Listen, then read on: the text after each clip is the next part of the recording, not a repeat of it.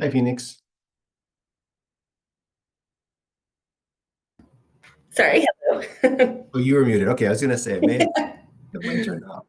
Did I just see you up front? Huh? Yeah, I thought so. Okay.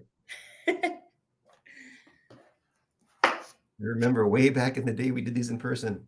Right? Turn my phone off.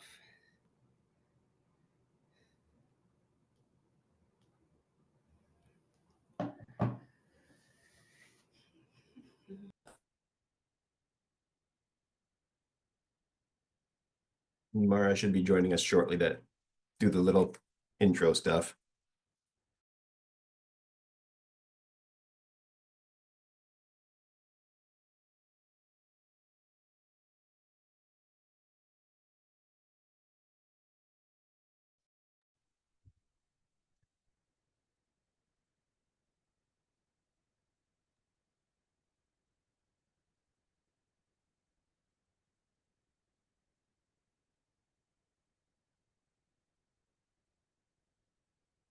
Give people another couple minutes to get on before we start.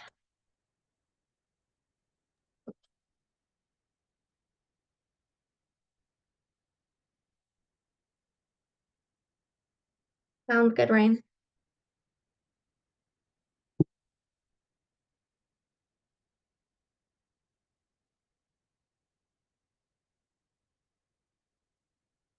And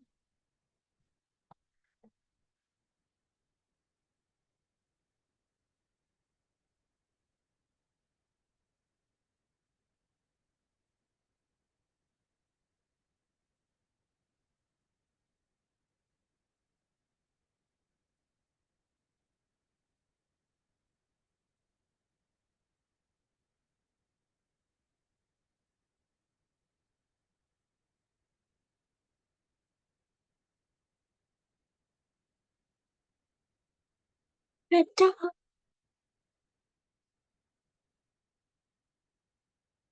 What's everyone in Eugene think? We think we're gonna get more snow, less snow?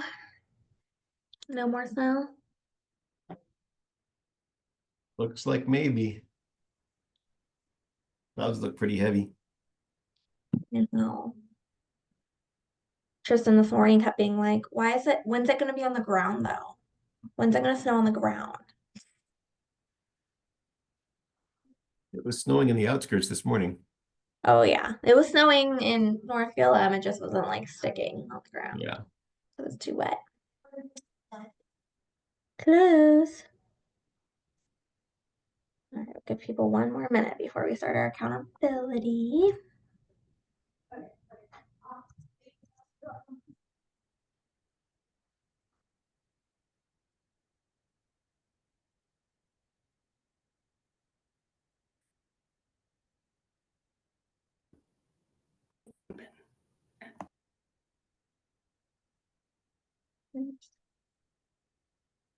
Okay. Which Stephanie is that on? Stephanie Lowe. Hey, how are you?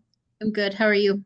Good. I haven't seen you in a while. It's great to see you. Well, we've got snow. Heck yeah. So, I haven't been able to do my other job, so I'm able to jump on today. So, Awesome. Okay, cool. Lucky us. Okay, let's start with our accountability check-in. So I know Ryan's at work. How is everything going with you, Joanna? I was talking this morning with ex-workers, and I realized that it's better to send a message, not just a call, because you can spend hours just talking. Yeah. Yeah, those first few calls can definitely wind on for your sphere for sure. Sometimes people say like one tip for that is to be like, hey, I'm calling for business. And then that like will cut down on a little bit, but kind of depends too on what you want that connection to look like. So it's not always a bad thing. Yeah. Good job making those contacts. Stephanie, how's business been with you. I know you're working that other job, but oh, I think you're muted again too. I'm working with a potential client to list their home, but she's just got a lot of stuff to move out. So we're kind of working on some things before we actually list, but we're ready to go. So when we sign, we'll be good. Perfect. Okay, good. Phoenix, welcome to the call. So typically we just do like a little check-in on how many contacts you've made, and if you've had any other monumental stuff. With this being your first week, congratulations on your new office. Anything else you want to share today? No contacts yet, but I got my profile photo in. I don't like taking photos, so that was big to get over. Yay, good job. Awesome. And then Stacy, are you on now? No, she must be having some like connection issues or something. She keeps coming on and off. Okay, well, we will get it started then. Without further ado, we have Bill Durling with us today.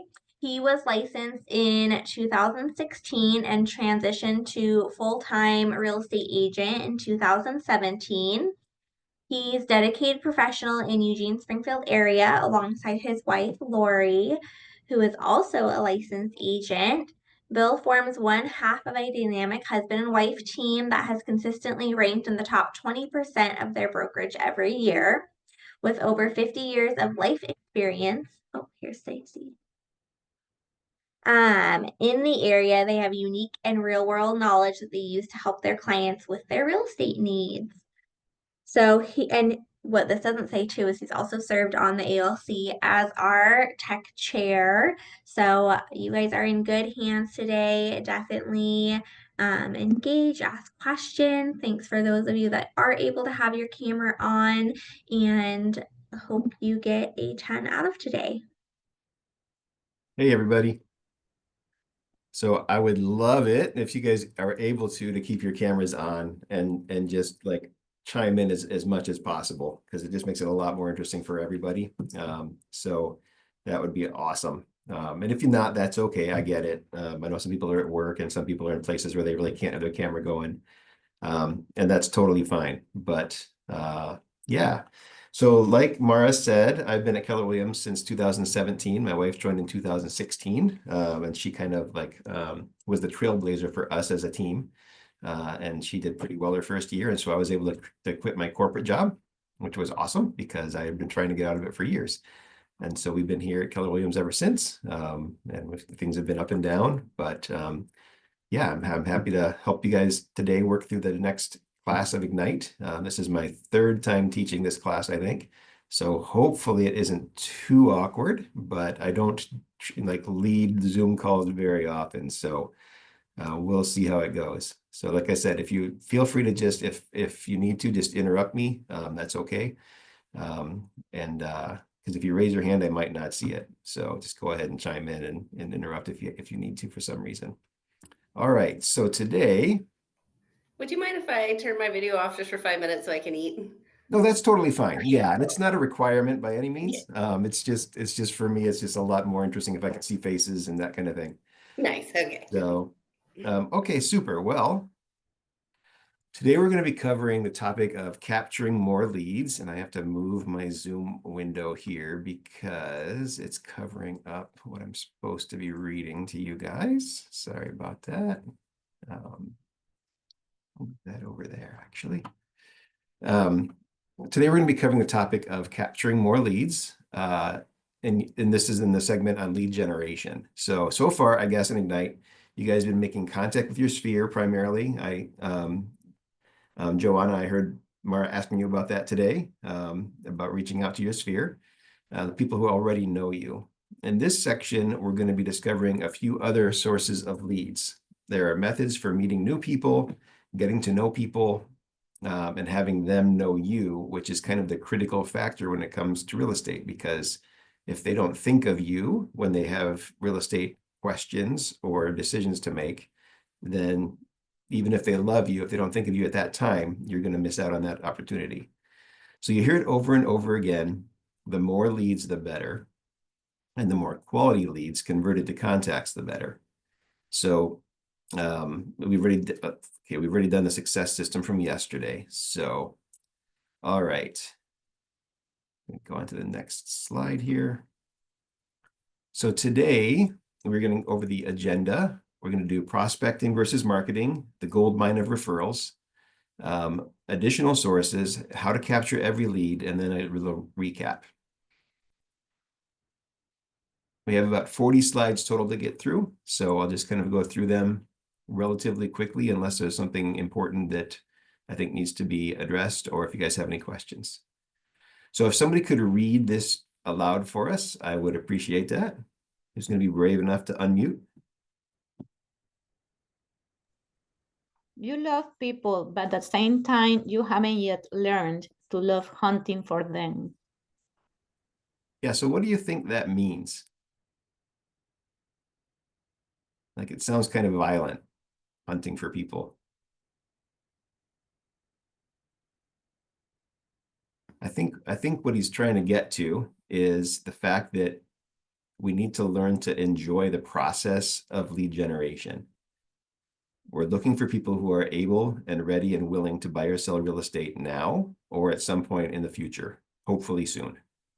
So in this session, we'll learn more about sources for leads. So hopefully you'll never run out and you will love the search. Our objectives for today are to gain a deeper understanding of how to create and disseminate lead generating messages, to be able to expand your referral strategies, and at the end of the session, to choose your top 4 lead generation sources and lay out strategies and timelines to generate leads from those sources. We've said all along that Keller Williams is built on models and systems. So naturally, there is a simple system for capturing more leads.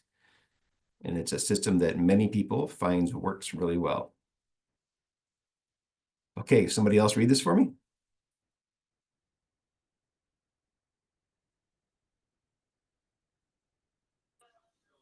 Your number one job is to find ways to get in the path of motivated buyers and sellers.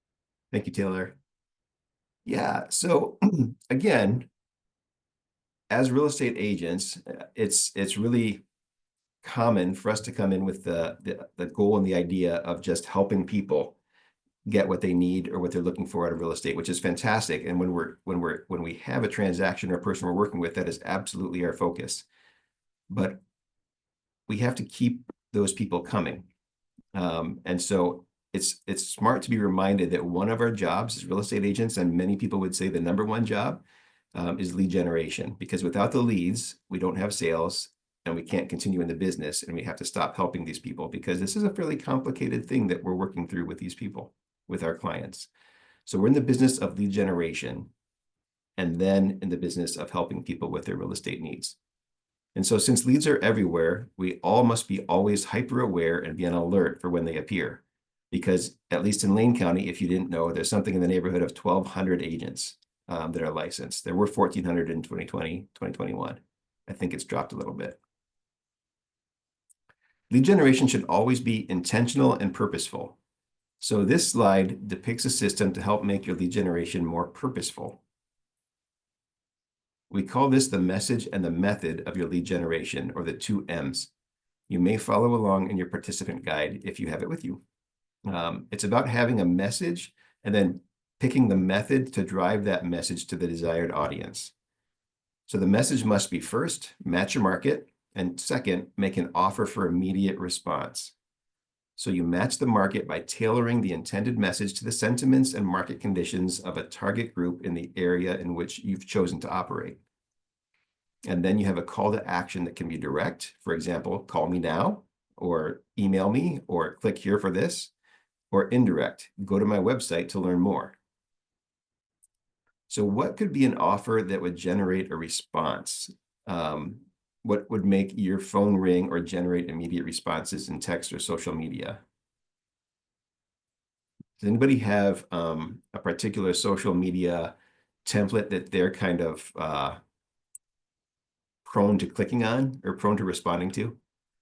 you see the memes all the time, or the TikTok things where there's always a group of, one person does it, then suddenly the whole world is doing it. It's because it kind of works. And so I'm just wondering if anybody like says, I always respond to this kind of message.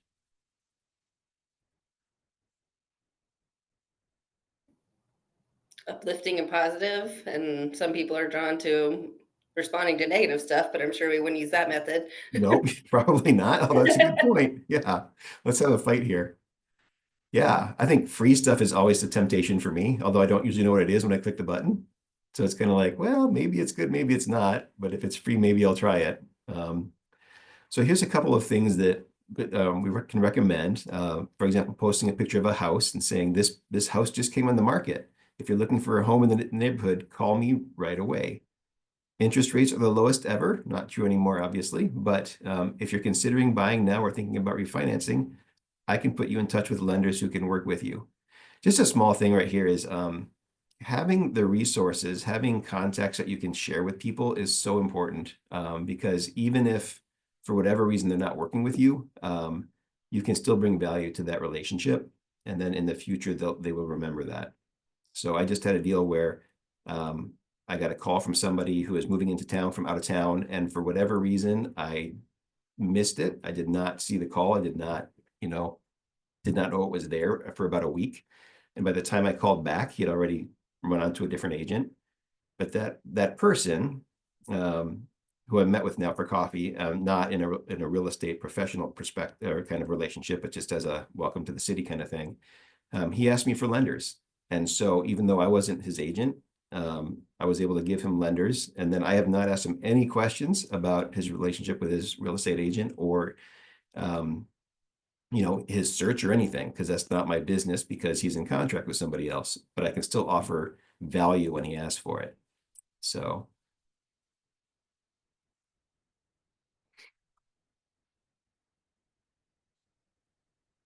Did I skip something here?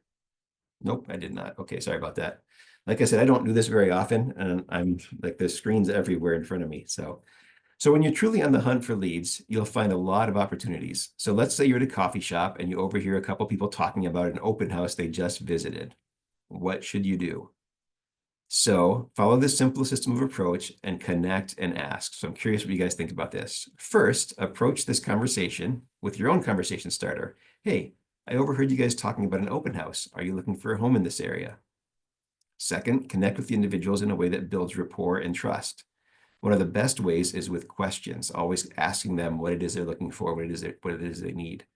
Look for opportunities to be of service to them. For example, I have a list of all the homes for sale in this area. I'd love to connect with you so you can stay informed of what comes on the market. And finally, if appropriate, ask to meet with them to learn more about their situation. And don't forget to apply the Ford method to connect with someone and deepen the relationship. So first of all, are you guys familiar with the Ford method and what that is? Have you guys talked about that? You guys are nodding your heads? Okay, great. Okay, super.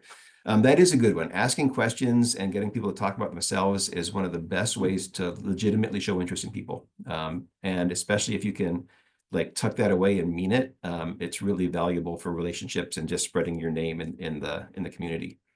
What do you guys think about this method of approaching the conversation starter and kind of interrupting somebody else's conversation? Give me a thumbs up or a thumbs down if you would do it or not. Thumbs medium, thumb up, thumb medium, thumb up. Okay, we have two go. Okay, good job, you guys. This is not my style. It's hard for me to approach somebody I don't know when I feel like I'm interrupting. But for those of you that are good at that kind of thing, or if it comes natural, if we're in line together and they look back at me, that changes things a little bit. But if you are a go-getter or you have that more aggressive personality and you can interrupt somebody, that's great. Go ahead and do that. All right. So far, before we get into the next section, are there any ahas on what we've talked about so far? And I'm going to take a drink really quick. It's a good point to offer something of value in social media, like a lender contact. Mm-hmm. Yeah, I think whether it's in a conversation or whether it's you know, your social media marketing, always be ready to provide something. Does that make sense? Is that Yeah, what you were asking? yeah, Yeah, whether it be, I mean, again, it could be a lender, it could be an escrow company. Eventually, you guys are all fairly new, I assume. Phoenix, you're 1 week into it now? Wow, that's awesome. You know, at some point you'll build up your book of business and you'll have contractors and plumbers and, you know, and electricians and stuff that you trust. And those will fluctuate because people move around and whatever. Or you can ask the office. Like it's really, really common here for me to like reach out to one of the other agents and say, hey, my plumber's busy or he moved out of town or whatever. Who do you have? And we share it here. I mean, we're an open door company. And so we are definitely you know, that's something we're supposed to do, is actually care about each other and help each other.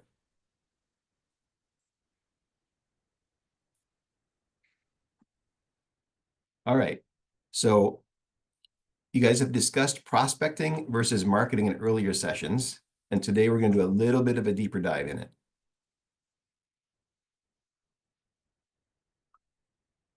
All right. Who wants to read this one? I'm going to make everybody read, except for the people that are at work. I'll get mine over with. Lead generation is a contact sport with simple rules. It means making contact with people through prospecting and marketing. Gary.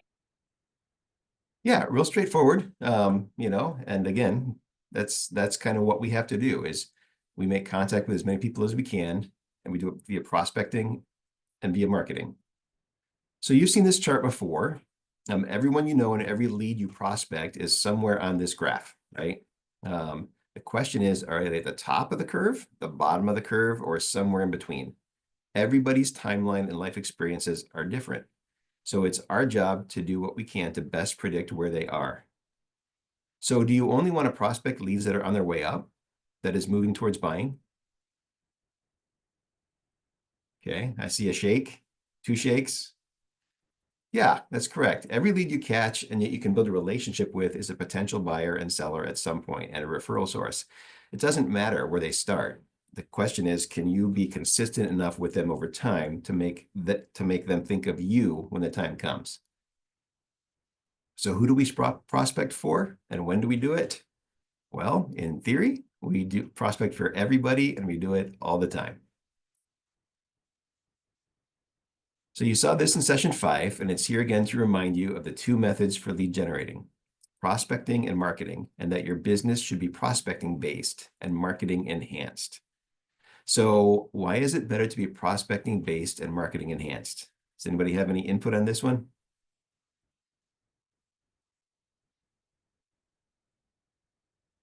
No opinions? Okay. It's because prospecting is essentially free and simply requires your time to complete it.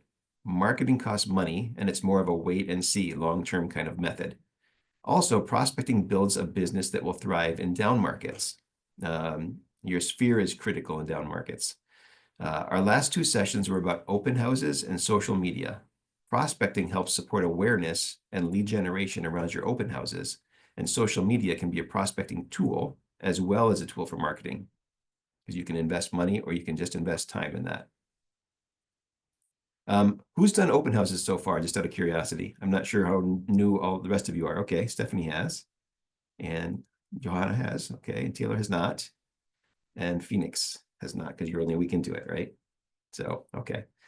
And I think there might be more people that I'm not seeing, but hold on just a second. Yeah, Ryan, okay. Ryan's still.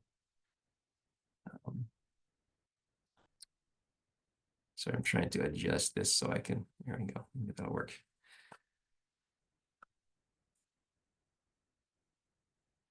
So in the prospecting sources list of the Millionaire Real Estate Agent, there are a lot of prospecting resources to share your messages through. So if you guys tried any of these, like there's a ton of these, there's more than this. This is not an all-inclusive list. It's a representative list. So if you guys have done any of these for prospecting, could you like tell me which ones?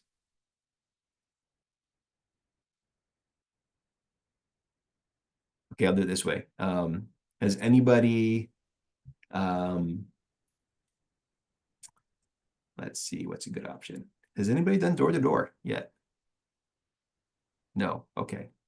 Neither have I, to be honest with you, in 8 years. I hate door-to-door. My wife does it sometimes. She's really good at it. She's gone in and had tea with people. She's had hot chocolate with people. I don't know. She's a different personality than I am. All right, we'll keep going here. Oh, and you'll notice one thing that is missing from the list, and that's social media. And that's because social media, well, one, MREA is a little bit older, and these models all still work, but social media also can be both prospecting and marketing. So it's going to be kind of its own little thing. So as far as approaching prospecting, you think it's best to select several sources to try at once, or is there a source that would be best to start out with and follow it through? Focus on Has what you're anybody- best at so far. What's that? Focus on a couple things that you're best at. Okay. I think that's good. Stephanie, were you going to say something? Well, just pick one or two. Yeah. You know, that way you'll kind of see if it's working or not. No, obviously you guys are starting still, but Keller Williams did survey the top agents and they found a couple of things. One is they focus on their top 4 sources because that's how they can kind of specialize and get their best return. And the top sources tend to be repeats and referrals from their sphere and their SOI and their own database. So one of the reasons Keller Williams pushes the database so hard is because over time, that's where the vast majority of your business is going to come from.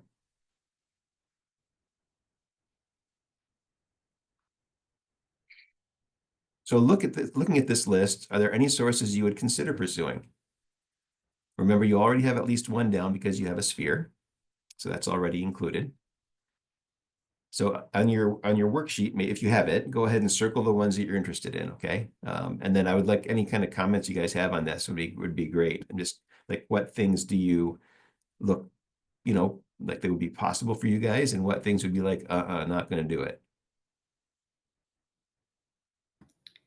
What is meals about? Taking people you already know out to eat? Meals could be taking people, yeah, meeting people is one, or if you mix that in with like volunteer work or charity, it could be like being on like a meal train for a church or a nonprofit organization where you're helping people out. Things like that. Anything to get in front of people is good. Cool. Teaching and speaking opportunities, if you were involved somewhere else at some point and you can go in and give a little how-to or a little training on real estate, what it means, how to work with a lender, you know, buyers seminars, they're certainly that kind of thing are great because they get people to come in. They do take time. Yeah.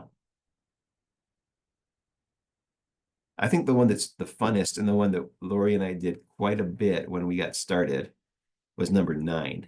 We did the booths and kiosks. There's a couple of large garage sales in our area, neighborhood-wide garage sales, and we would get a booth and we would set them up there, and we had a big, I don't know, win this kind of a thing, right? And so people would put in their names, their addresses, and their phone numbers and emails, and for every element of their contact information that they put in, they got one more opportunity to win that. And so we had like a coffee basket, and we had different kind of baskets, and we got lots and lots of people on our list that way. Unfortunately, we have not tracked them very well as we switch databases over time. We have not tracked them very well to know which ones, you know, how many deals we got out of those actual booths. But they're a lot of fun if you like talking to people. So that's definitely something worth doing, I think. All right, this session is about additional prospecting sources to think about and focus on. So here's a list of marketing sources for comparison. Read through the list quickly. Oh, that's me, sorry. So offline advertising, radio, TV, newspapers, personal vehicles. You have a car, put a sticker on it. Bus stops, benches, magazines, billboards, grocery carts, moving vans. That would be a fun one. Online advertising, pay-per-click, SEO, social media, and portals, which would be like Zillow. broadcast content creation, radio segments, blogs, YouTube videos, TV shows, direct mail, postcards, special events, quarterly market updates, promotional items and swag. That's always fun to hand out if you have a booth or something like that. PR. I don't know that anybody does this very much anymore, but it's certainly a valid marketing process for sure. And then sponsorships. And these are all things, again, that are more long-term. And so it's one of those, and they cost money. We sponsored quite a few things the first 4 or 5 years we were real estate agents. And at one point, my son looked at me and goes, I feel like you sponsoring stuff is just your way of giving money to people that you like. It's kind of like, oh, that's probably about right. So it actually challenged me because I was realizing the return on that for us wasn't that great. Now, for some people, it's very good, but for us, it wasn't because we were like spreading it out too much. You know, we were supporting this club and that team and whatever. And so, you know, my 15-year-old challenged me on that, and yeah, he was probably right. So you can quickly understand that marketing has related expenses and may take a lot longer to see results. Now, Command does offer an easy way to set up Facebook advertising for a very low cost, and you can learn more about this at answers.kw.com. So if you go to answers.kw.com and search Ignite Reference Guide, you can find information there. In addition, there are courses on Connect that will walk you through the process. Are you guys familiar with a lot of the links? The KW Connect, Keller Williams University, KW Answers. You guys are familiar with all that? Okay. Now, Phoenix, you're new. I'm going to go ahead and real quick copy and paste those into the chat if I can figure this whole thing out with all these windows up. Hold on a second. Let me see.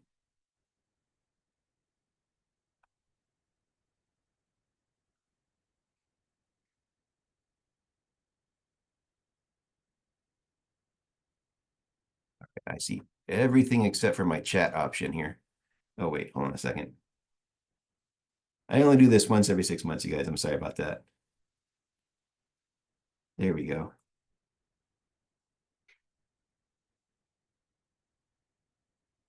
So I put some of the links in there for you guys to have access to.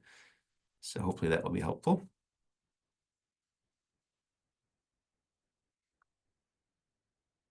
Okay. All right, so there are sources that use both prospecting and marketing. For example, open houses, which was covered back in session 7 for you guys. Well, today we'll talk about geographic farming, as well as seminars, events, and referrals. So what's the most common prospecting method to use with open houses? For those of you that have done it, did you do prospecting ahead of time?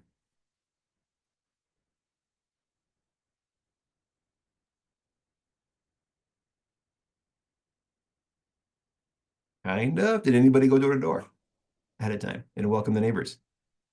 When I did an open house, I printed off like 30 cards and then Okay. walked the neighborhood a couple hours before, Excellent. letting them know that I was going to be there. Nice. If you have time and it's close enough, it's probably best to do a day or two before. But yeah, always just, and then leave your card. That way everyone has your card anyway, so. Great. Good. Okay. And one of the Sorry, things I had a question. Yeah, I go was ahead. curious about that. How do you start the conversation whenever you're doing the door knocking for an open house? For an open house, it's pretty easy because you can couch it as being concerned about them, right? So, hey, we're gonna have an open house tomorrow, for example. There might be a bunch of traffic coming through. We just wanted to let you know so that you were aware of that. And also, if you wanted to swing by and see the house, we'd love to have you. Here's my card. Okay, Doesn't have to be long, doesn't have to be complicated. nice. And there are some people that really excel at it and just love it. And some people, again, don't, and that's okay. If you're doing an open house, oftentimes I would encourage you to have a second person with you. One, is just safer, and 2, it's more fun. If it's slow, you have someone to talk to. And usually one of you won't mind door knocking if you have time, and the other person is, happier running around putting up the directionals or whatever. So again, common prospecting methods are door knocking. You meet the neighborhood and let them know about the open house, and you can invite the neighbors to the open house to meet you and see how you do business. to see how things work at your open house. And hopefully, maybe you'll get a referral. So, okay, so this is all about lead generation, right? Wow, I'm looking at my slide guideline here, and that was supposed to be a 1-minute slide. I'm so sorry. Okay. All right, any ahas about prospecting and marketing as lead generation techniques?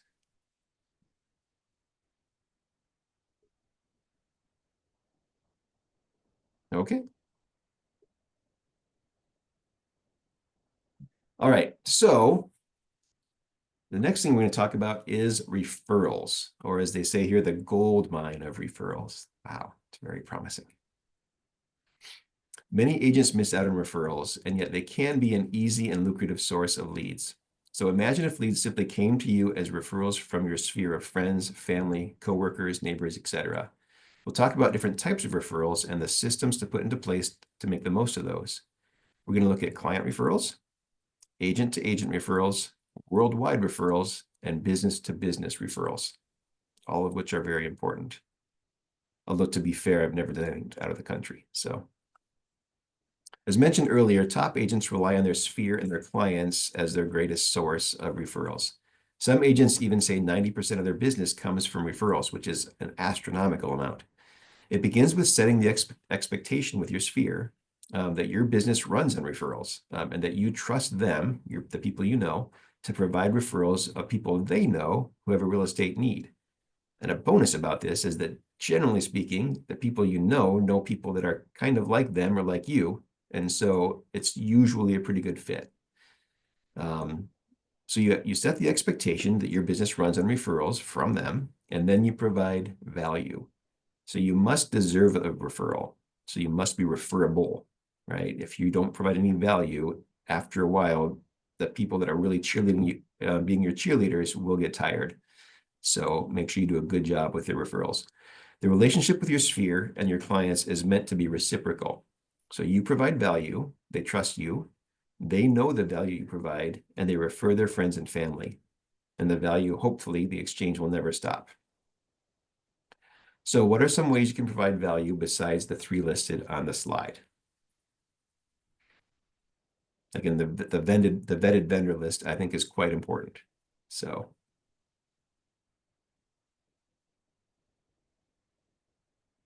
Okay, I'll give a couple others here. Being a problem solver, really important.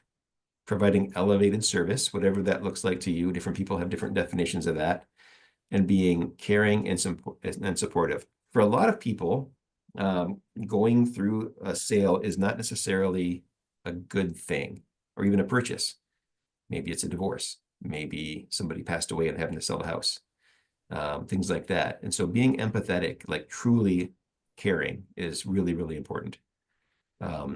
So be caring and supportive. Okay, so getting referrals does not mean asking for them, not just one time. Every time you connect, especially after you provided value. This is so hard, at least for me. I do not like to bother people. I am not, my personality is a SC. Who's taking the DISC test so far? Nobody? Okay.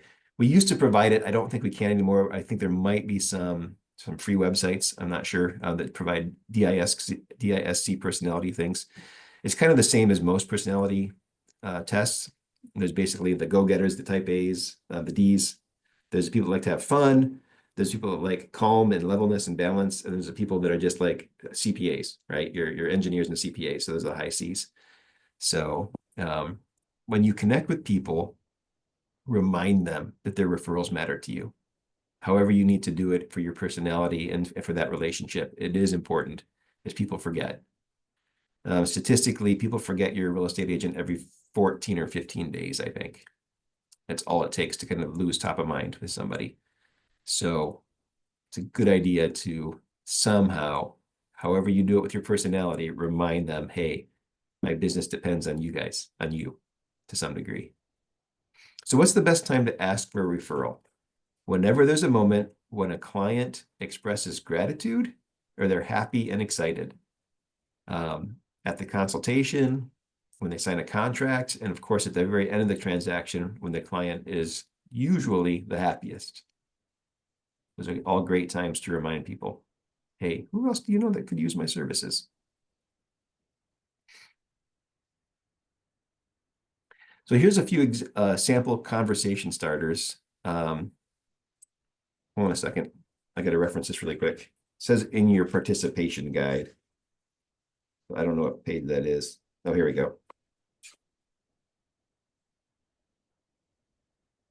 Okay, so this is page 9.7 on your on your guide. Some conversation starters. My goal by the end of the transaction is for you to be so thrilled you will tell everybody about me. A little bit hyperbolic maybe for my personality, but the idea is there, right? Who do you know that would like an experience just like the one you've had? Hopefully it was a good experience, right? If I had provided stellar experience, it would be the greatest gift if you refer me to friends, family, and coworkers, so I'm going to provide them the same experience. So again, it's not the language of these comments or these statements that you're worried about. It's the heart behind them. I'm not good with strong words like stellar experience because to me that would mean something crazy out of this world, right? But the idea is saying, hey, I did a good job. You know, I did a good job. Tell other people about me, right? So, all right. So when you receive a referral, whether the referral turns into business or not, it's important to reward the behavior of the referral. Now, this can be as simple as a gift card for coffee, or it can be something bigger. But you want to treat the referral source as good or better than you did the referral person. So I told you guys at the beginning that I missed out on a client because I didn't see the call for the first week, right? And by the time I called him up, he had already moved on to a different agent. I sent the person that gave him my name a referral gift of the same value as I would if he had signed with me. Because two things. One, it's the way to encourage more of those. Two, it's a reminder to me that other people are putting themselves kind of out there by referring me. And three, as a real estate professional, if you only give people referral gifts when a deal closes, you're breaking the law. Okay, so you cannot tie the reward to the success of the transaction. So just something to be aware of. So a lot of agents track the people who provide referrals by marking them in their database and continuing to reward them throughout the relationship. Very important. Know who's been referring you and thank them. A special handwritten note is really good. Many top agents hold special events for the top referral sources as a reward, meals, whatever, having a little party when you and 8 other people come, all your cheerleaders, your top referrers. Now this might take a little time to get to that point where you're comfortable absorbing that cost, but very, very important again to let people know how much you appreciate them. And you will find out after a year or two that there are certain people who are just cheering for you to be successful. And those are the people you want to reach out to. All right, you can learn more about gaining client referrals by viewing the session called Fill Your Funnel with Client Referrals in the series entitled No Ceiling, Level Up Your Lead Generation on Connect. Should I just copy and paste that in, or are you guys okay with that? You good? Copy and paste it? Okay. Just a second. I'll see if this will work on this screen. Does it work on this screen? Sorry. All right. Hold on just a second. I will try to tag that at the end, okay? All right, we're about halfway through. What time is it? Am I going too slow? Too fast?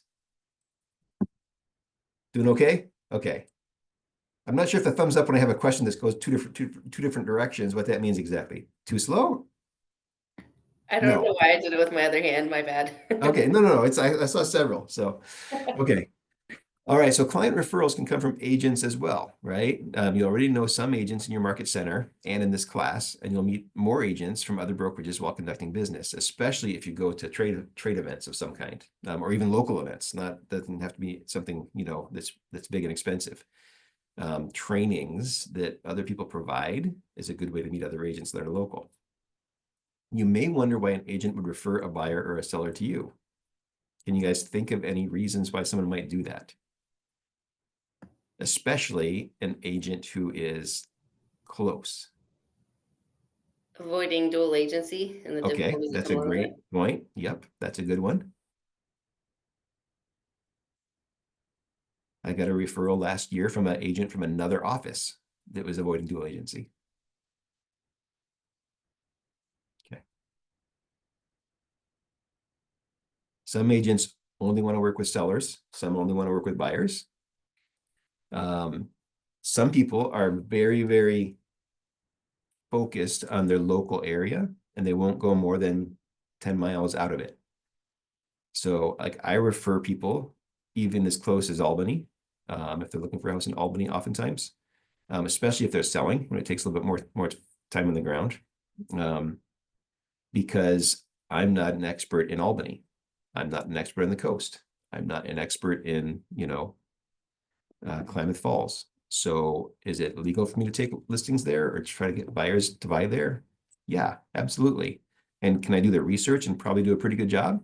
Yeah, probably. But do I really know the ins and outs of that area? I don't. And so for me, I'm pretty much, we've decided, Lori and I, to stick to the Eugene, Springfield, Lane County within, 45 minutes or so. So Albany is right in the line. Some agents specialize in particular price points. And so if they have a buyer or a seller that comes in below that price point or too high above it, they might not want to work with them. And then, of course, the more common thing is there's an agent who's got somebody moving from out of state and they need someone in Eugene, Springfield, or wherever you guys are. You guys are probably in Portland too, I guess. I don't know. And they don't have the ability to represent their client here. So they asked us to do it. So one of the things that's a challenge is how do you stay top of mind for the agents that you do know? Now, obviously we have a referral system in Keller Williams in Command. But I think when that first came out, I had like 500 people want me to become a referral partner. Well, how does that work? Right. So, in the end, it's going to be people that you've actually worked with or you've met with or personally. That's how you're going to be doing those referrals. And so it's important that you put in the time to know people outside of your own office, know the other agents in your town, in your county, in your city, in your state, and if you go to national events, that's like if you go to a family reunion or something, yeah, try to make an impact with people as much as you can.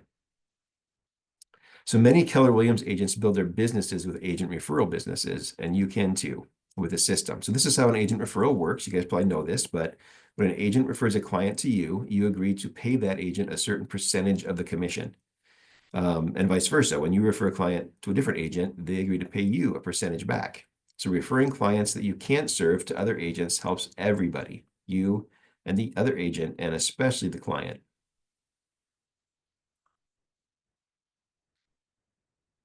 So, this is okay. So, sorry about that. I should have reviewed this a little bit better. So a couple of things we want to do with the agent-to-agent referrals is you want to grow your system by meeting people and then communicating with them and making sure that that you stay top of mind with them. You want to manage it by being purposeful about it, just like you do with leads and contacts. They should be in your database. They should be marked where they are, what they've done, what deals you've done together, and you want to maintain it. So track everything coming and going. We've got referral agents up in Washington. We've got people, like I said, in Albany. We've got people out in Prineville. We've got people down in the Medford area. All agents that we've worked with are referred back and forth to, as well as, other ones farther away too. So it's good and important to keep track of that because then you know that you can trust that person later on.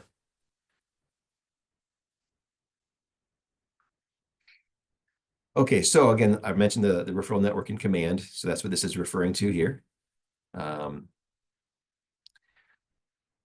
So it allows you to find and connect with agents based on location and their production. And you can discover referral patterns showing where referrals are coming and going to. Something else I'm going to copy and paste into the chat is this website. It's American Van Lines Migration Map.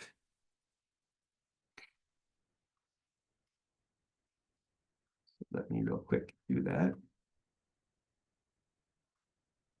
So this is a strategy some people have. Oops, that didn't work. Control, 1 second. Sorry about that. Is they go to these maps and they see who's moving where. So who's moving out of your area in Oregon and where are they going? And then who's moving into Oregon and where are they coming from? And the idea with that is that when you know that data, there we go, you can reach out to agents in that area and you can set up a referral relationship ahead of time. So this is the North American Van Lines Migration Map. They keep track every year of which states people are moving out of and which ones they're moving into, and which areas of those states. And it just gives you a good place to start for that kind of thing. Okay. So worldwide referrals. So as of the beginning of 2022, Keller Williams had a presence in 50 plus regions, including the US and Canada. And those agents in the worldwide regions can also be referral partners. So be open to the possibility of leads from anywhere in the world. Add agents from our worldwide regions to your referral network. If you have connections with other countries outside of the US, go ahead and mine those a little bit. What friends or family have connections in other places too? So let's just say you have a client who decides to sell their home and move to Puerto Rico for retirement. Instead of leaving your client to find an agent in Puerto Rico on their own, you would look up Keller Williams agents in that region and refer your client to them. It's a win-win-win, again, for you and your client and the other agent. So the next time you travel outside the US or Canada, you can learn more about agent-to-agent referrals by viewing, oh, sorry. Yep, another teaching thing then. So they reference these classes that you have to look up. And so I'm going to try to get those sent out. I did not look these up ahead of time. My apologies. All right. So the last source of referrals is business-to-business referrals. So have you ever recommended any of these to your friends or family? A hairdresser or a barber? Okay, got some nods. A dentist or a doctor? Yeah. An auto repair shop. Okay. So you're referring your acquaintances and the people you've had business with to your friends in your sphere because you respect and you trust the business and you want your sphere to have good service, right? That's a one-way referral. But the goal is to make these referrals reciprocal. So to do that, you need to develop a business relationship with the owner or the manager of those businesses and discuss how you can help each other. Now, this is awkward for sure sometimes, but here's how it's supposed to work. You refer your clients to their business, and then the business owners refer anybody that they know, especially if it's their client or something, to you. So for example, a handyman you've often referred is hired by a person who's fixing up their house in preparation for listing it for sale, and the handyman lets you know, and then you can connect with the potential seller. So again, the idea is it's a win-win-win for everybody, because by you sharing your business owners with your sphere, you're blessing them and you're helping them. And by those business owners sharing their sphere with you, then they're blessing their sphere too. All right. So one of the things we're supposed to do, and we probably don't have time for this, is you're supposed to turn your participant guide to the list, probably, it's 9.9. At the top, it says list of businesses to contact. So you're supposed to write down your list of your favorite businesses you love going to, you refer people to all the time, and then you will pursue a conversation with them about whether that can be made reciprocal or not. And to be fair, a lot of times it can't be. Like they might have 20 real estate agents that are, their clients or whatever. And so that makes it a little awkward for them. Don't want to ruin that relationship for sure. But it might work out too. So all right. So we talked about client referrals and agent referrals and worldwide referrals and business referrals. Any ahas about this?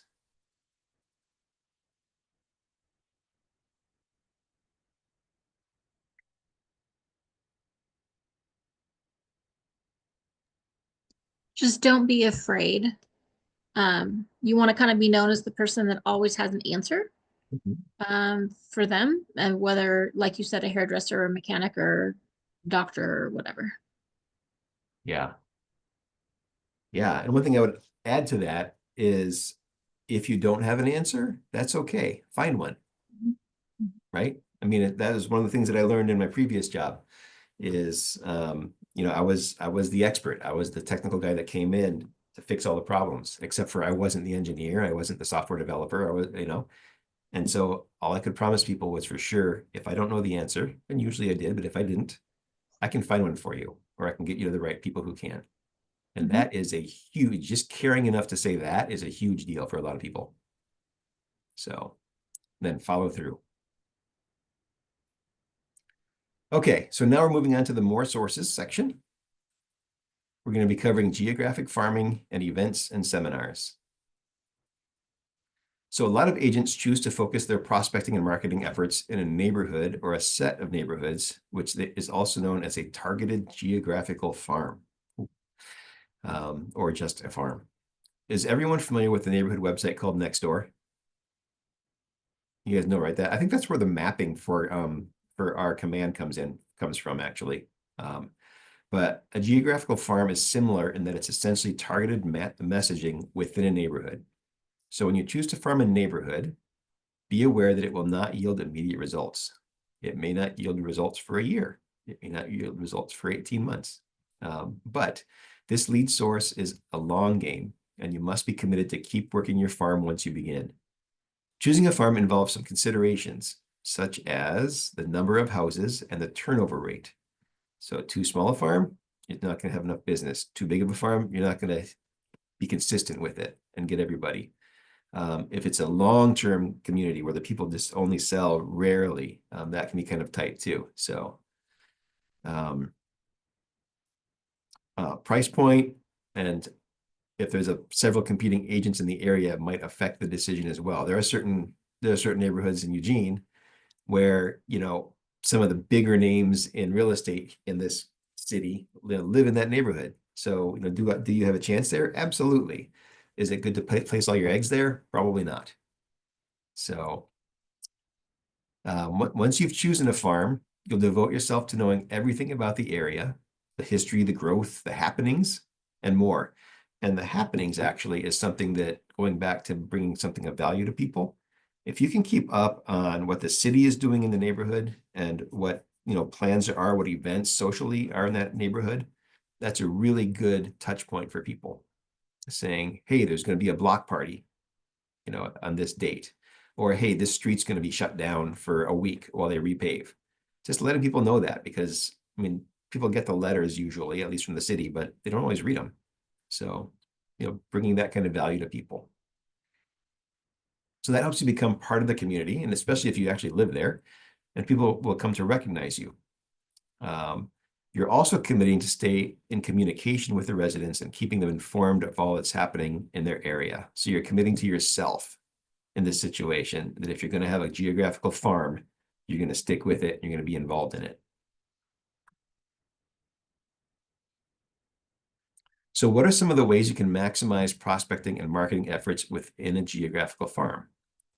Think back to the lessons on open house and social media, and consider your daily success system with conversations, adding context to your database, and sending handwritten notes.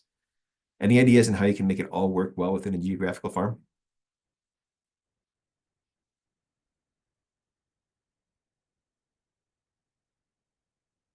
Yeah, I ask a lot of questions, sorry. It's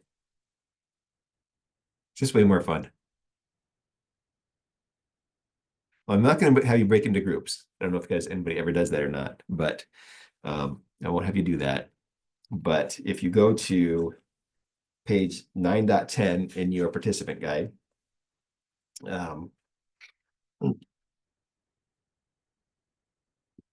that's where you can kind of write some stuff down if you want to later about some ideas. So the main thing is set up a plan first. Start with just a few houses. This can be where you live if that's where you want to sell or buy, do real estate, near where you live, or just an area you want to live in, or perhaps a place that you used to live. You might consider what you can handle for the long run, proximity, size, and cost. So door knocking is the key to farming. First, you need to visit the neighbors and introduce yourself as a resourceful agent. Lori has done this, like I said, and we got so many people on our list just from her walking down our street. Now, one other thing I'm going to throw in there, if you have a dog and you walk your dog, then wherever you walk your dog should be part of your farm, in my opinion, because people see you, because dogs have to get walked every day, usually, sometimes twice a day, and you run into the same neighbors over and over again. And just the familiarity of seeing you out with your dog makes you more trustworthy. So I would say that's something to consider too. So you want to visit your neighbors, introduce yourself, and don't be pushy. Come from contribution. Again, hey, the city's going to be like ripping up your street in 3 weeks. Are you ready for that, or whatever? And offer something of value. And it could be about the market. This house over here just sold for this, or if you were wondering about what this house sold for, that kind of thing. Is geographic farming possible in like rural areas and the outskirts? It's possible. It'd be a lot harder because one, it's going to cost a lot more money as far as gas goes, because you're not going to walk from house to house. You could move on, you could do that maybe with a different strategy as far as it'd be harder to do, but if you remove the door knocking a little bit and made it more of a direct mail and phone call kind of thing. Just say, hey, I live in the county, or I live, off of this road or whatever. So is there an area, you live in the country? I haven't found a new place yet. I'm actually staying in a Okay. hotel, but yeah, that's where I want my career to specialize in. Yeah. Yeah. Yeah. So there's a couple people that do specialize in rural properties. They've been around for a long time though. So they're, it's a little bit different for them because they've already got an established base. And Pam Dietz, I think, is one of them. I think she's still with Keller Williams. People move around every once in a while in real estate, if you haven't noticed that. So, but she does a lot of country properties. Larry Alberts, who's a Keller in our office here, he does a lot of country properties. They'd be great resources for you. Okay, great. Thank you. Yeah. One other thing to be aware of, or that you could try, is setting up a discount with a local vendor for a neighborhood tree trimming, for example, or a dryer vent or chimney cleaning. Even, a coffee shop, maybe, if it's got a coffee shop in that farm.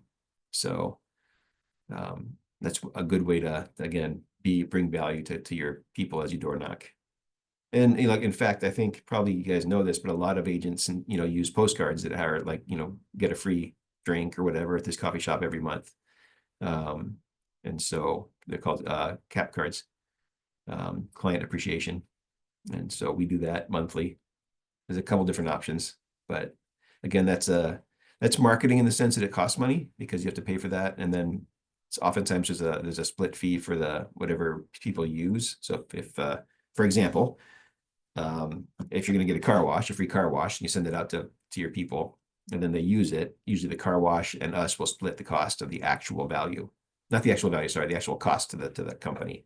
So maybe it costs $4 to the company, the car wash company, for an $8 wash.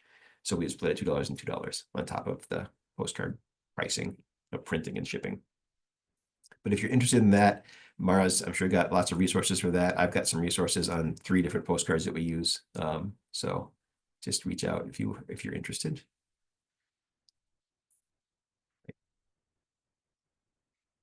All right, so door knocking is useful for notifying neighbors of upcoming open houses as well.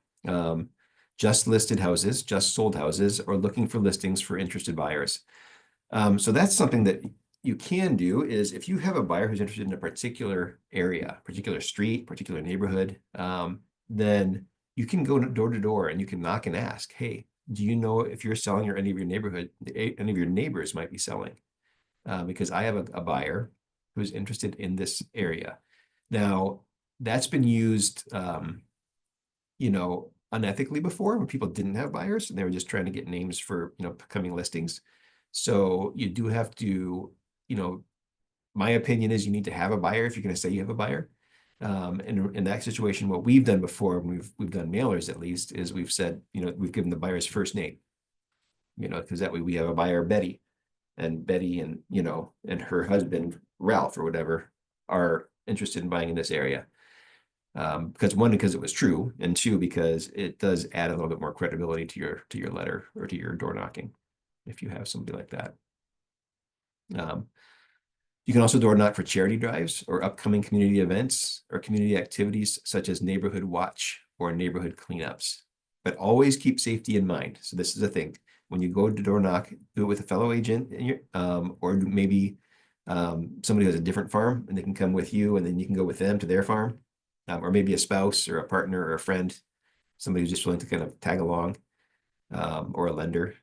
It's a safety is always something that's personal, right? Like what you feel safe with. So I know with Lori and I, when she was doing her door knocking, we had tracking on our phones, so I could see where she was. And if she was in one space for too long, I'd start to get worried. And I'd text her, she'd always be like, yeah, I'm having tea or whatever. So just something to be aware of. Awareness is about 90% of it. So, all right, 2 final sources of leads are through events and seminars. So you might not feel prepared yet, but these can be very lucrative for like real leads. So events are get-togethers organized or hosted by you. Successful agents are very creative when it comes to events. They're meant to attract leads, and they don't have to relate directly to real estate. So for example, neighborhood park cleanups. Again, an opportunity to door knock, ask people to join you. You can supply everything. And then you can ask for addresses to send thank you notes. Here's one that I don't know of anybody that's done this one actually in town. Family front porch photos. So set up dates and times with those who are interested and want to participate. Take the photos and then text them the photo or send it by email, or partner with a photographer. And that way you can have professional, photos for your leads. Virtual game nights. Invite via social media, collect names and contact information, and have fun.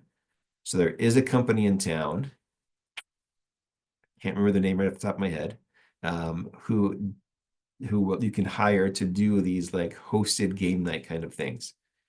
They have 4 or 5 or more different games that you can choose, and they'll run them for you. They come, they set it up, they do photo booths, they do actual like a Family Feud style thing. So they just have a whole series of different games that you can hire them out to run. So are there any other ideas you guys can think of that aren't too high cost? Because again, private events, private venues, those can be kind of spendy. I just wanted to say that I think Rising Phoenix is the company that Yes. does those. Yes, Rising Phoenix. Yeah, they were at a lender's event that I went to a couple months ago. So thank you, Taylor.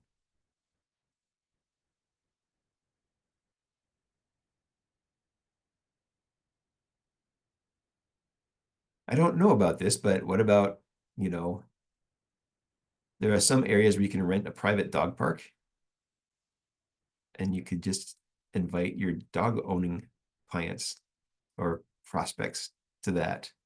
An idea. I'm a little focused on my dog, if you can't tell. So, all right. So another option, another way of getting leads is doing seminars. So when you do a seminar, you're seen as the expert right away because you're up there, you've got your stuff scripted, you know what you're talking about because you've researched it. One Keller Williams agent, this is a story here, moved to a new city where they didn't know anybody, and they began offering first-time homebuyer seminars, and they got immediate business from it. So again, slide 39, there is supposed to be a reference material on Connect in Keller Williams University for how to do a first-time homebuyer seminar. And again, Mara should have these, or I'll try to hang out for a little bit. Well, if anybody's still on the call when I'm done, I'll try to get some of these figured out, or I'll get your emails or something. So does anybody think that they would like to do a seminar?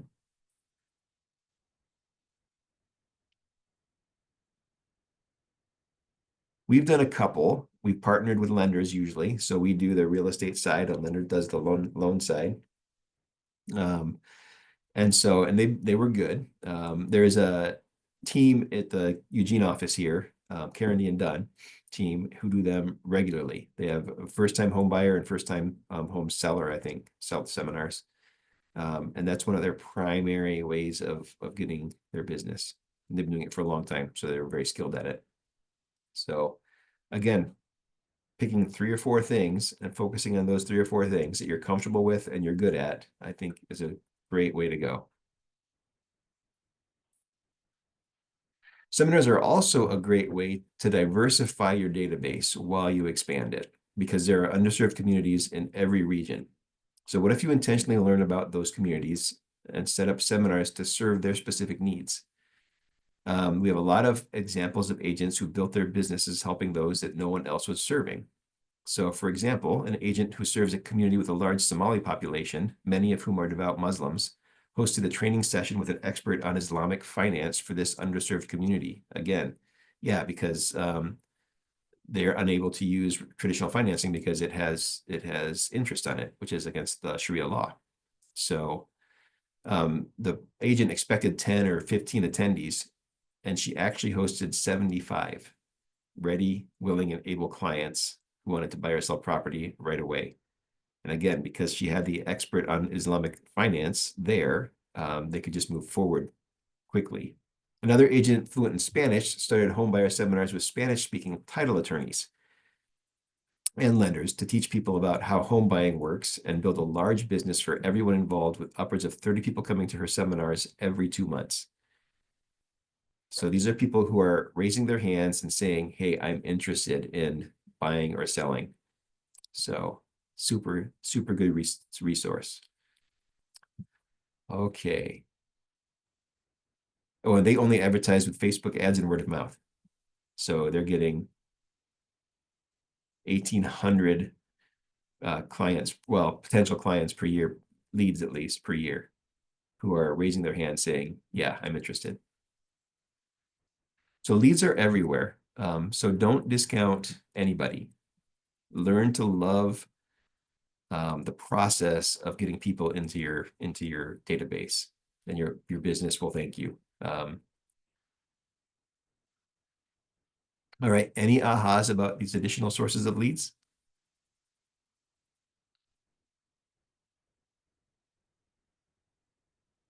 No, okay.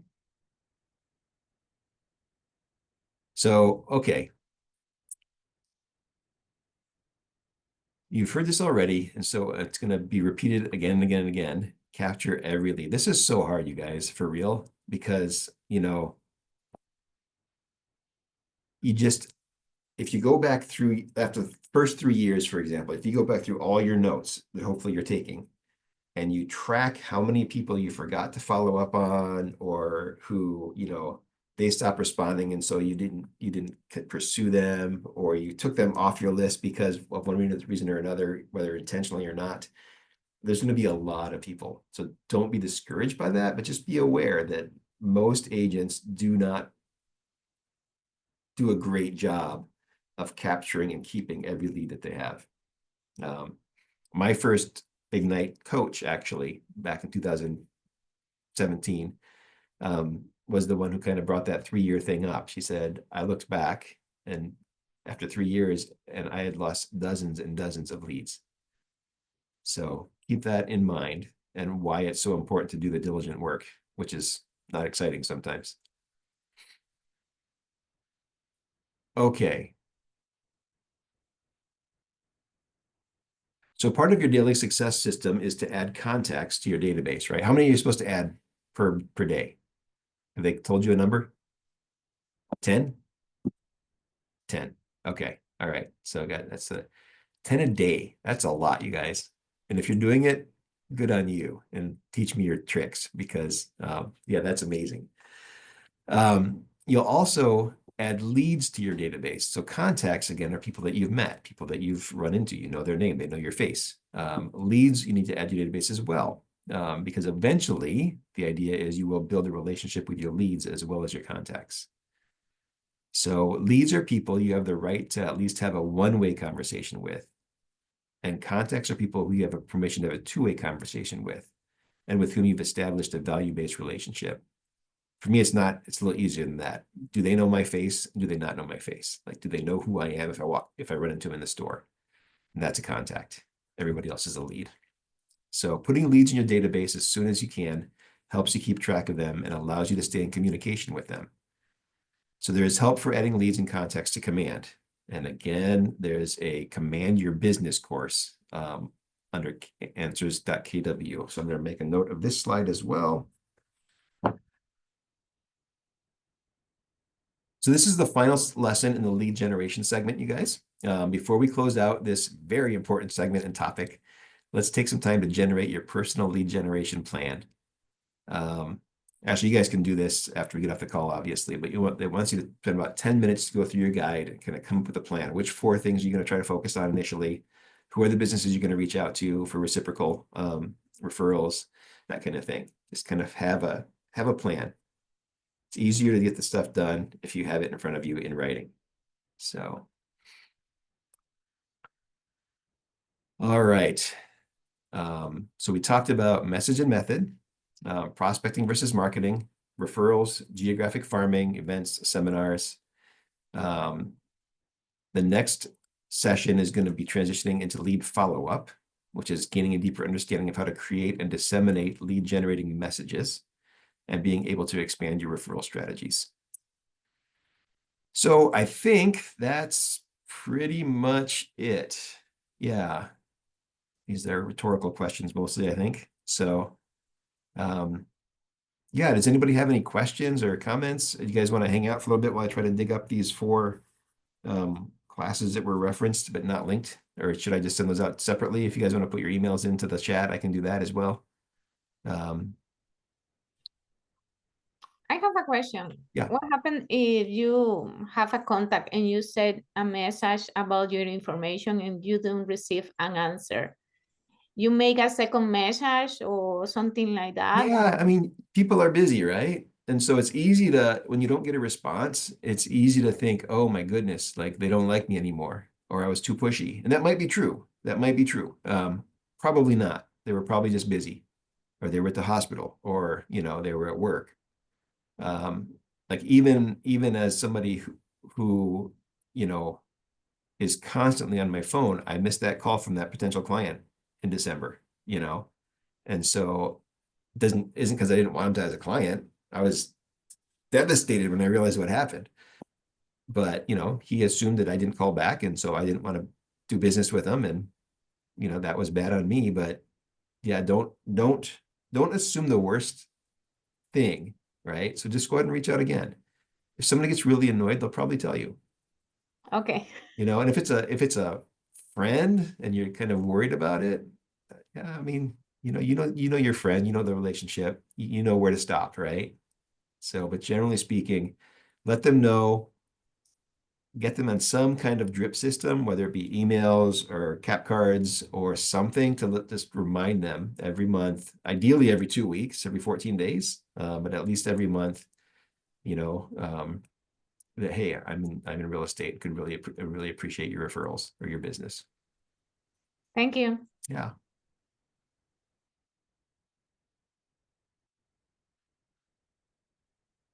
Okay, so,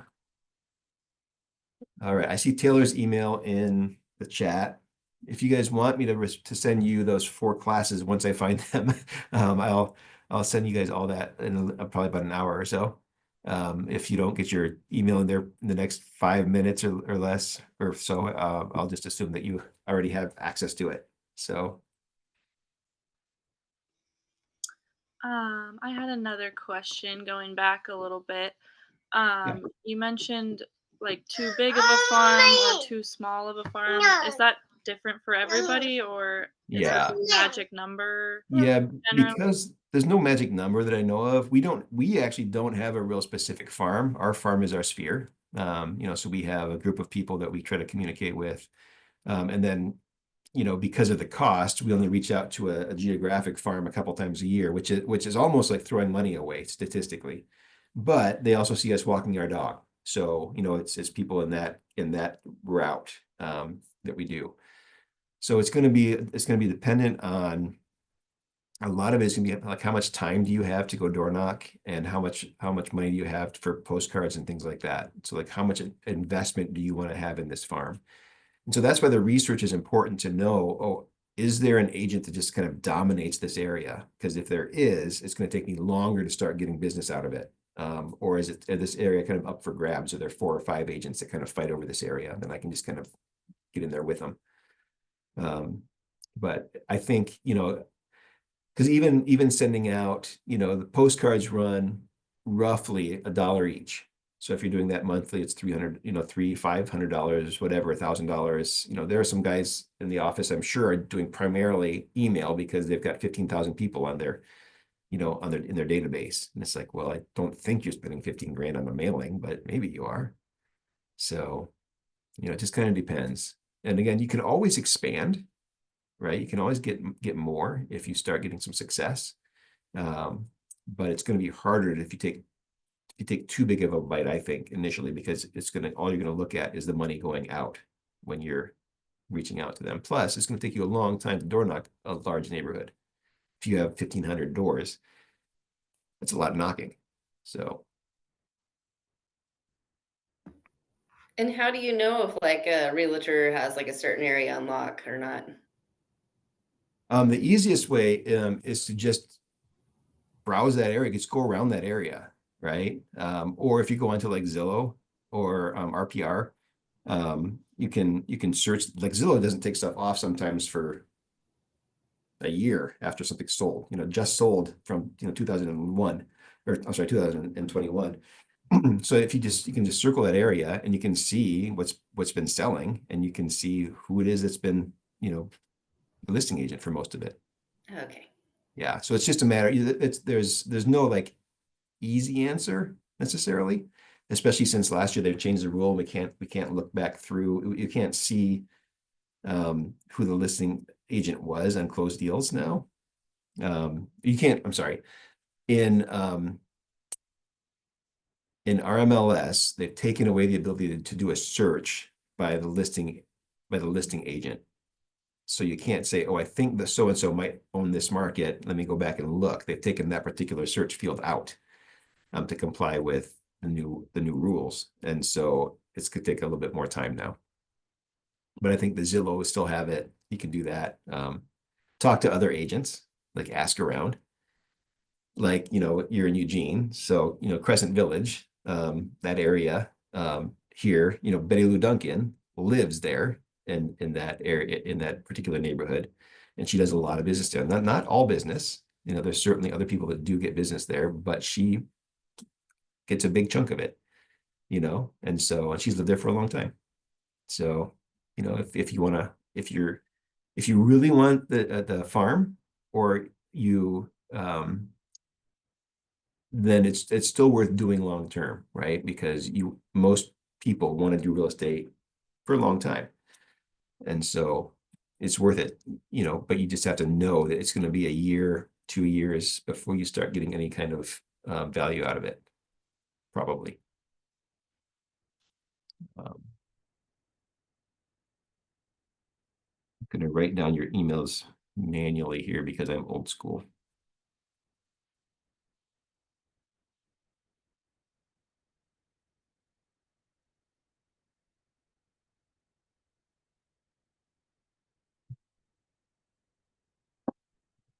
Is anybody? Oh, almost missed yours, Phoenix. Sorry about that.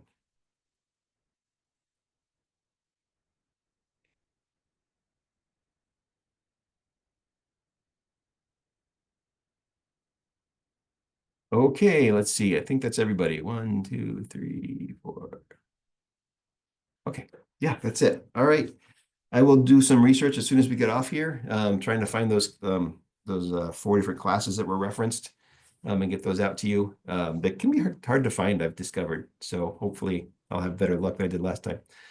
But any other questions before we go? No? Okay, super. Oh, Stephanie? Nope, you did Okay. great. All right. Got lots of information. Thank you so much. Great. Thank you guys. Appreciate it. You guys have a good rest of your day, okay? Thank you. Have a good one. Thank All you. right. Bye-bye. Bye.